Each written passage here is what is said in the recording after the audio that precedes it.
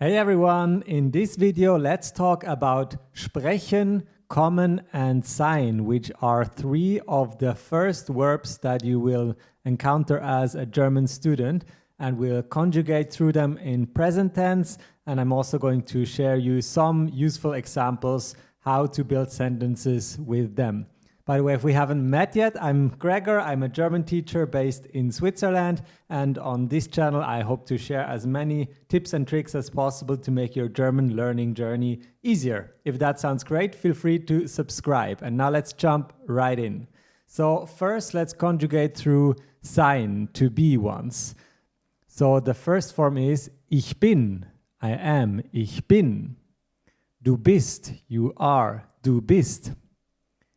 Ist, he is, ist. Wir sind, we are, wir sind. Ihr seid, you all are, ihr seid. And sie sind, they are, sie sind. Now let's also look at kommen. And the first one is ich komme, I come, ich komme. Then du kommst, you come, du kommst. Kommt, he comes, kommt. Wir kommen, we come, wir kommen. Ihr kommt, you all come, ihr kommt. And sie kommen, they come, sie kommen. And the last verb that we are looking at is sprechen, to speak, that is sprechen. And here we have ich spreche, I speak, ich spreche. Now be careful, this is irregular. Du sprichst, you speak, du sprichst. And spricht, he speaks, spricht. Now we go back to the first stem. Wir sprechen, we speak, wir sprechen. Ihr sprecht, you all speak, ihr sprecht. And sie sprechen, they speak, sie sprechen. So only the second and third person singular, du and are irregular here in the stem. All right, and now let's talk about the four cases in German, because to build any sentence correctly with German verbs, you need to know the case system. And every verb that takes an object needs a certain case. And so that's why we need to look at these three verbs and what case they demand. And I'll show you some example sentences, what that means as well. So what case does each of them want? Let's start with sein, to be. Sein actually asks for the nominative case, which is the standard case. You don't need to make any changes. And so I am a student in nominative case is ich bin ein Schüler. Or if it's a university student, we would say Student, but the normal translation is Schüler. So it's ein is nominative case.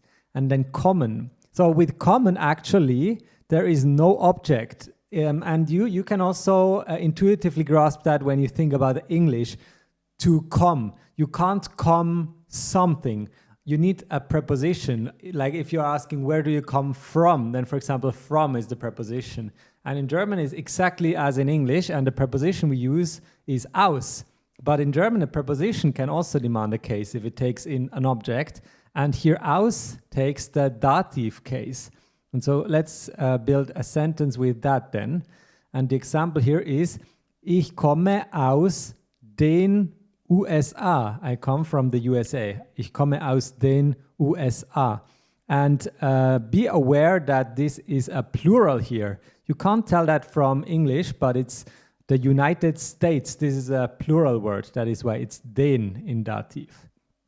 All right, and then let's look at our last verb, sprechen, to speak. And sprechen takes in the accusative case.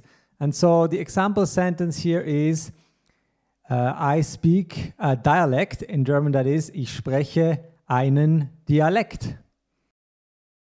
And we'll start with sein, to be.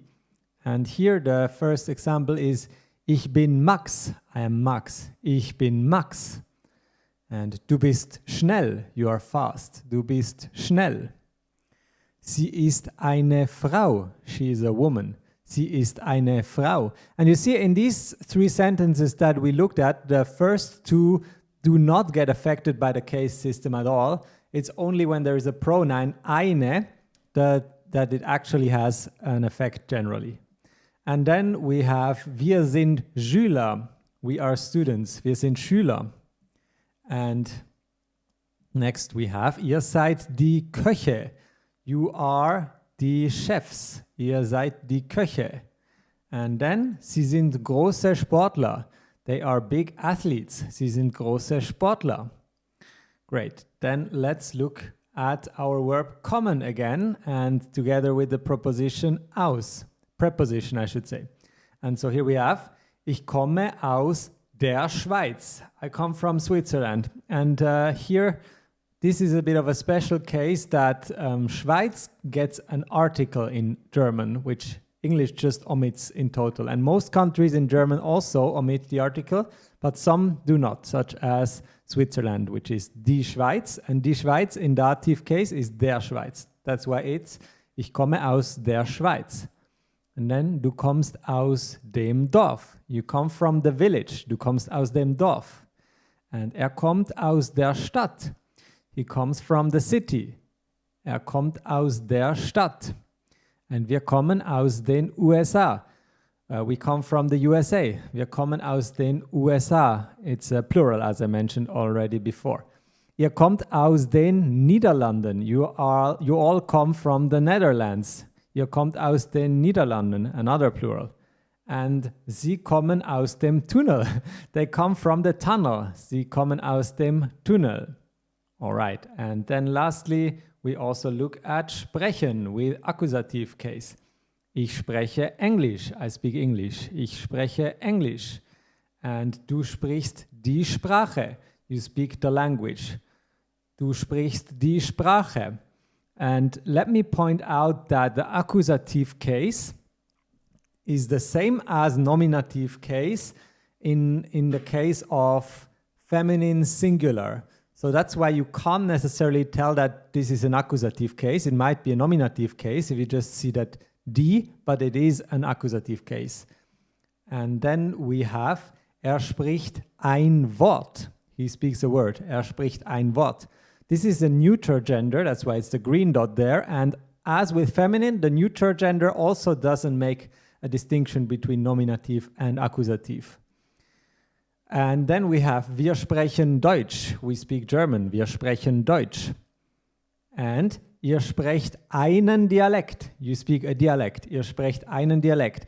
Now it's masculine, and masculine does differentiate between nominative and accusative. So if this were a nominative, it would be ein Dialekt, but in the case of accusative, it is einen Dialekt. That's ihr sprecht einen Dialekt.